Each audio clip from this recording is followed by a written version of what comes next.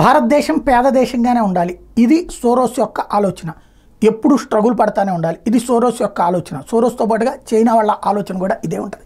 అమెరికాలో ఉన్న బిలియనీర్స్ ఆలోచన కూడా ఇదే ఉంటుంది. ఎందుకంటే భారత్ ఎదిగే కొద్దీ, భారత పారిశ్రామికవేత్తలు ఎదిగే కొద్దీ పోటీకి వస్తారు. ఇప్పుడు అదాని ఎదిగిన తర్వాత ఏమైంది, పోర్టుల్లో అమెరికాకి పోటీకి వస్తున్నారు, యూరప్ దేశాలకు పోటీ పడుతున్నారు. దాని దెబ్బ వాళ్ళకి మైనస్ అవుతుంది. ఫార్మా మనం ఎదిగే కొద్దీ ఏమవుతుంది, అంతర్జాతీయ బ్రాండ్లకి దెబ్బ అవుతుంది. మనం తక్కువ ధరలో ఎక్కువ సర్వీసెస్ అందిస్తాం.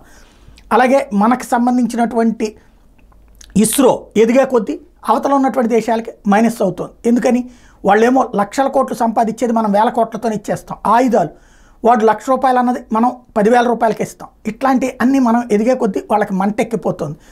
ఇట్లాంటి దశలోనే మనల్ని హిండెన్బర్గ్ లాంటి ద్వారానో లేకపోతే మరొకటి ద్వారానో రకరకాలైనటువంటి ఎత్తుగడలు వేశారు. ఇప్పుడు చూస్తే లేటెస్ట్గా చూసుకుంటే ఇండియా 334 మంది బిలియనీర్స్, ఫస్ట్ టైం భారతదేశ చరిత్రలో 334 మంది బిలియనీర్స్ భారత్ నుండి ప్రపంచానికి తేలింది.